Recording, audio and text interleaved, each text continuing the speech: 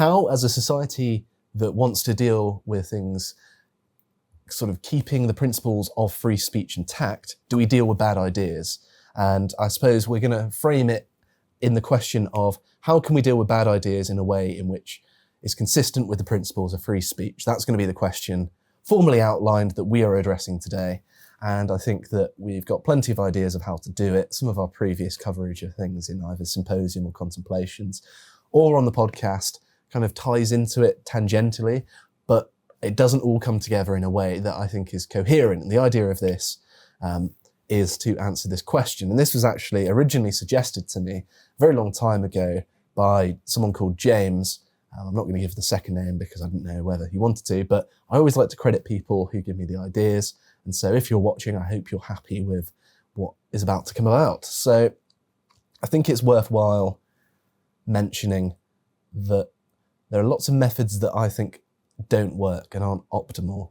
And one of them is using force to try and change people's ideas. And I'm pretty sure you'll probably agree with me on this.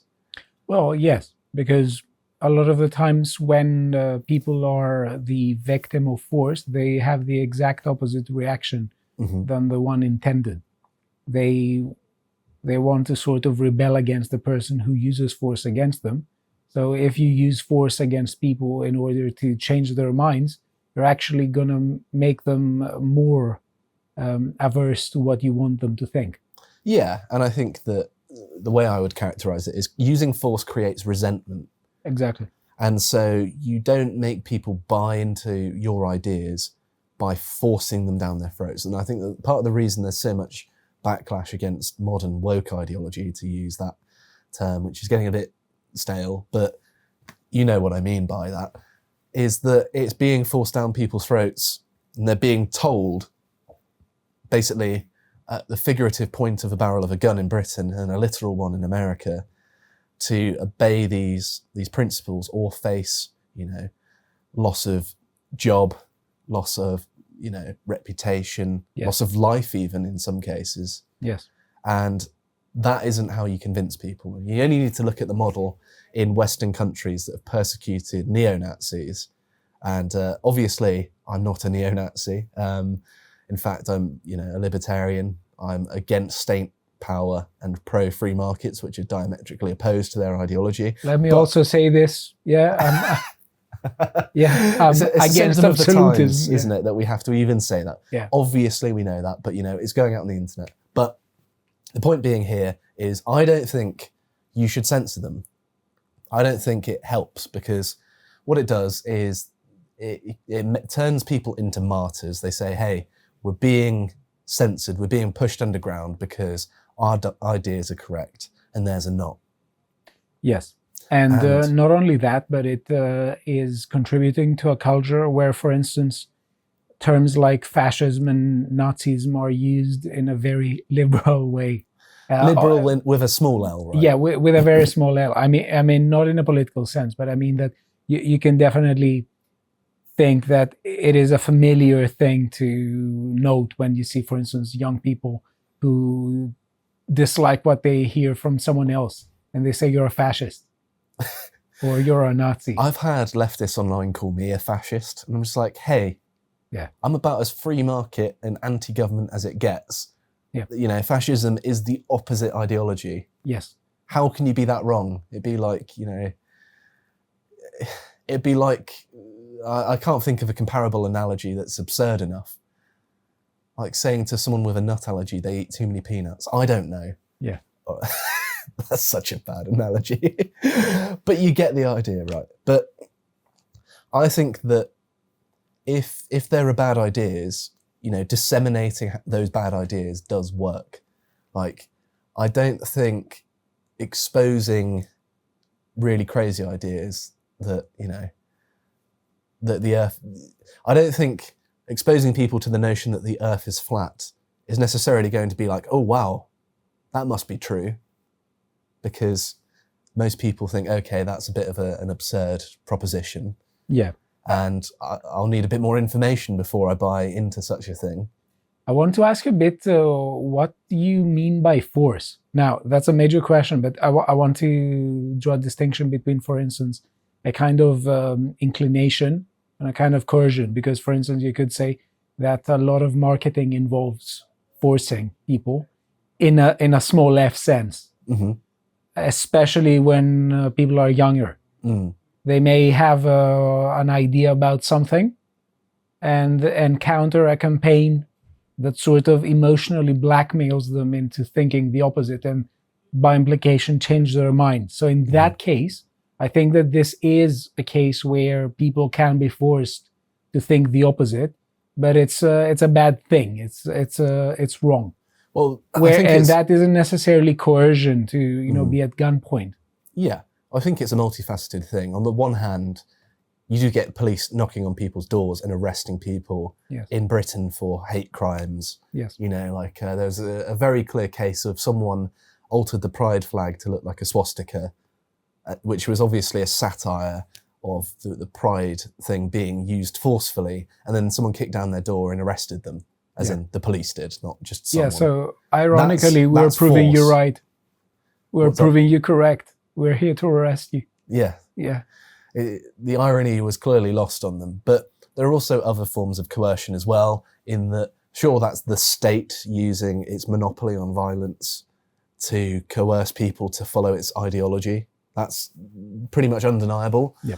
But there are also circumstances whereby just activists harass family members, message workplaces. I've had people message this workplace, which is funny because normally we share the email around and laugh at them. But people have messaged in trying to get me fired for saying my opinions on the internet, which is not a sign of a healthy civil society, is it? That you say something I disagree with, so I want to destroy your livelihood and remove your ability to provide for your family, if I could afford to have one. I regularly have these comments. Yes. But luckily, I think it's not the majority. No, I kind of take it on the chin because you kind of have to in this day and age. And also, people are taking them seriously less and less. But these are more sort of coercive methods. They're not necessarily using force, but they're using manipulation and sort of underhanded tactics. And this does happen. Like you get someone who's got links to certain groups that people find distasteful, and they might message the institutions that they belong to saying, are you sure you want to be associated with them? You get it with sponsorship deals of public figures as well. And that, to my mind, is very clear evidence of coercion. And these sorts of things, are somewhat difficult to prevent at the same time, in that if people want to send an email to someone trying to get someone fired, then there's not a lot that can be done about that.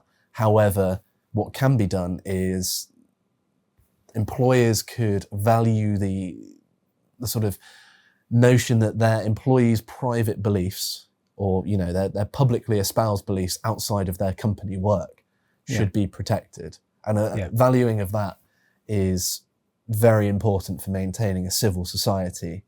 Exactly. And so those sorts of things, I think, are essential. If you want society, you can't have people persecuting you for beliefs in the sort of informal sense. And so there's a sort of responsibility there for companies. I'm starting to sound a bit like Klaus Schwab saying, the corporations, they have responsibilities. Yeah. That was terrible. I'm sorry. But one way of thinking about it, which is a bit counterintuitive, is the following: to say that if you want to be a member of a society, you have to be prepared to accept or tolerate some things you don't like. Mm-hmm. Now, obviously, there is a question of where we draw the red line, and depending on how, let's say, authoritarian one is, one chooses accordingly. But what is really interesting here is that sometimes people are so quick to say, I find something distasteful, therefore it shouldn't exist, therefore I should use force against it. Very frequently we encounter all sorts of things we don't like. So it's from a particular perspective, some people may think in a very simple manner, I don't like this, let's use force against it. But the question then becomes, what would society be like if everyone thought this way? Well, it wouldn't exist. It wouldn't exist. But also, would you think that everyone else would find you tasteful? Of course not. Of course not. So this mindset seems very intuitive from the first person, from our gut reaction. It's because of biological reasons. But at the end of the day, it leads into a blind conformism that is imposed from the top down. Mm-hmm. That is its logical conclusion. I find the Kardashians incredibly distasteful. Do I think someone should forcibly remove them? As tempting as it would be to say yes, yeah, I think that, arresting someone because they're annoying and stupid doesn't... there would be a lot of arrests. We'd have a higher incarceration rate than the United States by a significant margin. But I think part of the reason that deplatforming and things like that have become part of modern politics is that disseminating information does work, and people recognize that. Like, it's like if you call for deplatforming people, it's like an admission that you've got this incapability to debate the person whose ideas you're opposed to. And the whole notion of, they're so despicable that they shouldn't even be aired. Well, no, that's exactly why they should be aired, right? If someone in your family, your close family, there was this massive disagreement in the family that you hadn't heard about, and there was this really terrible view that had been espoused, and everyone was annoyed with them, and your first inclination is, I don't want to know what they said, I just want to avoid them.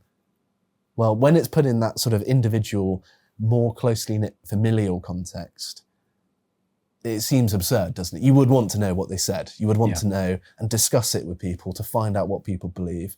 And society is an extension of your own sort of community, your own family, your own network. It's sort of an outgrowth of it, isn't it? And so when I quite like to actually apply individual sort of principles, as in a sort of how I orient myself in my everyday life. I like to use those principles and extrapolate them to society, because they do apply, and there are lots of things that cross-pollinate very nicely, looking at a human society at a smaller or larger level. That we're designed for smaller societies, but the principles remain the same. And so posing these sorts of scenarios to people makes them think differently about it. Like, hang on a minute, so you would be fascinated to find out what that person said in the family, but when it comes to politics, when it's actually the state of the nation and not just your family unit, all of a sudden you take a different principle. Why? And I think that if you were to sit someone down and ask that question, they might struggle to answer, and they might give a sort of platitude of, it's not as harmful if it's in a family, but it's more harmful than if it's societal wide, which I think is a big of mistaken. a code. Yeah, sure. Yeah. What do you think about it? I mean, you have raised several topics I want to touch upon, because go ahead, I really feel strongly about this issue. Point number one is something you said about why does it work nowadays? Why does deplatforming work and is so often used? And you said that it works, and it does work. But I think it always worked, and I think this hints towards something that is really interesting, and a lot of people are losing nowadays, and a lot of people, let's say, listen to the idea that everything is driven from the top down. And I want to answer them with a question. If everything works from the top down, and the people are literally powerless, civil society is literally powerless, why is the first step of aspiring tyrants to control the press? Why do they want to control the press? Mm-hmm. Why do they want to silence dialogue?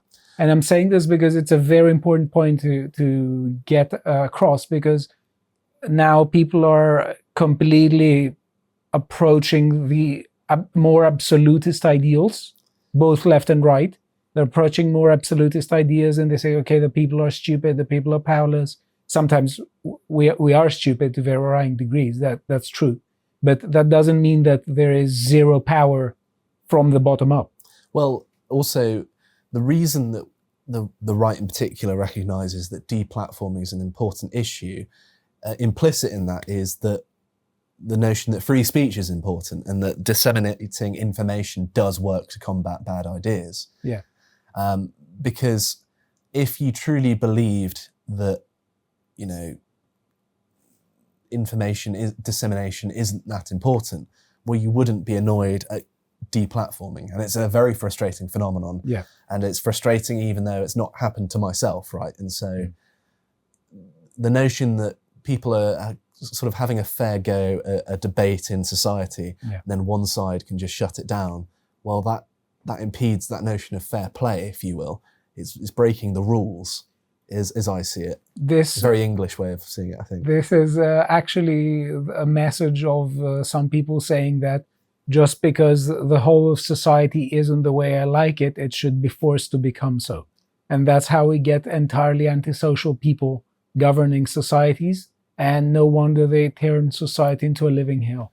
Yeah, well, it's kind of a lack of foresight on some of the right's part, that they can identify that people are getting very frustrated by having left-wing intersectional ideology forced down their throat. And they're saying even normal people are noticing it. And yet, if the shoe was on the other foot and they're in power, all of a sudden it would be okay. It's a very rose-tinted way of looking at the world, isn't it? Yeah. And I think that the problem with this view, the sort of crux of the problem here, is that it always presumes that the reaction, if you will, is going to remain in power indefinitely, and that there's not going to be a change in power. But throughout all of human history, one of the guarantees that you get about the state of power, authority, and that whole thing is that change is somewhat inevitable. It might be positive, it might be negative. I don't think it's linear, that's for sure. It's not just endless progress, because we can see that that's not the case. Yeah. But at the same time, I think that when people imagine the future, they imagine it in an idealistic way, because it's so far from the realm of possibility, because there aren't any practical avenues for a sort of a right-wing cultural victory yet. Let me say another mistaken presumption is that change can be fast, which is very contradictory, especially for the conservative side, because conservatives believe that for the most part, change is something that can happen gradually. And if it doesn't happen gradually, it's a bad thing, usually. To watch the full video, please become a premium member at lotuseaters.com.